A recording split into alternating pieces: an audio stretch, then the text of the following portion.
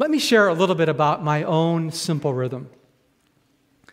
It includes Sabbath, that is, unplugging and not working for a 24-hour period once a week. I'm from Japan originally, and I don't know if it's because I'm Japanese or Asian, but I'm a workaholic by nature. And I know that you don't need to be Asian to be a workaholic, right? You know that, especially in Ontario. And so for me, it's really important to actually honor the fourth of the 10 Commandments, to take a Sabbath once a week, to have space to pray and to play and to shuck the have-tos and embrace the get-tos. And if you're a workaholic, by the way, it takes some trust to actually take 24 hours away from your work. But here's what I'm discovering.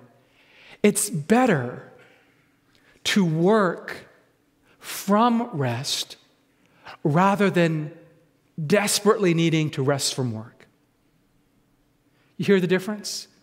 They sound really similar. It's better to enter into our work from a place of rest rather than just desperately needing to rest from work.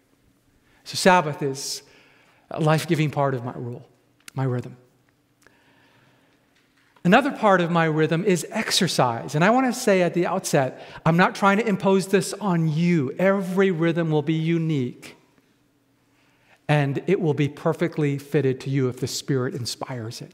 But I enjoy exercise. Exercise is truly life-giving for me. So typically, I'll begin the day with a run with our dog. She's almost 2 years old, a golden retriever. Or go for a swim, or go for a bike ride. I woke up at 3 o'clock in the morning, my time this morning, so I didn't go running this morning. And it feels cold to me here, so maybe not so much for you. So exercise is part of my rhythm. You know, Dr. James Prochaska is a researcher from the University of Rhode Island. And he points out that the research shows that for many people, exercise is a kind of, quote, keystone habit that triggers change in other parts of our life. Many people who exercise, for example, tend to make more healthy food choices. They tend to be more focused in their work when they're working. They also tend to be less stressed out, more relaxed, and more patient with people. The researchers also point out that people who exercise regularly tend to use their credit cards less. They don't know why. Maybe it's because after people have exercised, they're just too tired to go shopping. So Sabbath, exercise, they're part of my rhythm. And then meditation.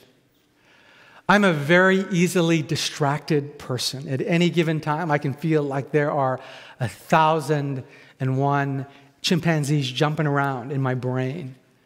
And so at some point in the morning, I will make a point of sitting down and simply breathing deeply.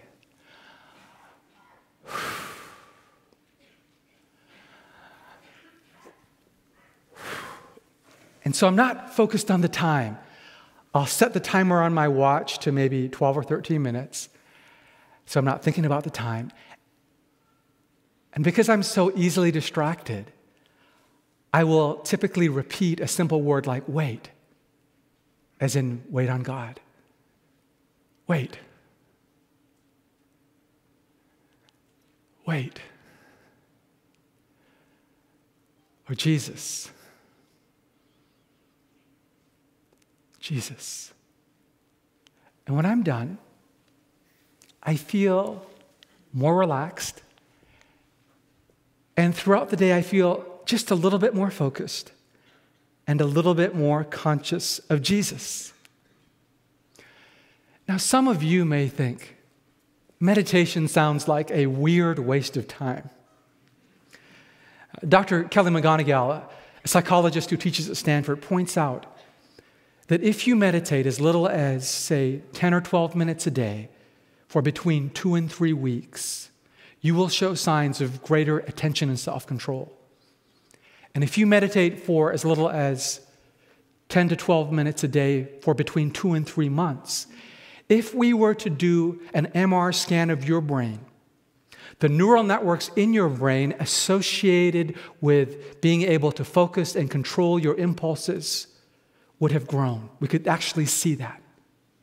And the gray matter in your brain associated with experiencing anxiety, feeling stress, and depression, that has actually shrunk. There's this guy named Andrew who's like me in quite a few ways. He's an engineer. He's very easily distracted. He began experimenting with meditation. And he thought, oh, I'm such a loser at this. I'm going to quit. When I'm trying to meditate and relax and focus, all these other thoughts start leaking. And he was about to quit, but then he thought to himself, but on the days I meditated, even if it wasn't for very long, even if it was like for 10 or 15 minutes, and I was standing in line at the cafeteria, and I wanted to order something salty and deep fried, and he was trying to watch his diet, I tended to make a more healthy food choice. And on the days I meditated, even if it wasn't for very long, and I had something really sarcastic about to drip off the end of my tongue, on those days, I was more likely to bite my tongue. And on the days I meditated, when I got distracted at work, which is quite a lot, I was more easily able to refocus on my work. Now, these things may sound somewhat superficial. Our choices around eating, how we talk to each other, whether we're present when we work. But if our goal, if the hope and prayer is God in our everything, then these things, food choices, how we talk to each other, whether we're present when we're working or resting, these things really, really matter.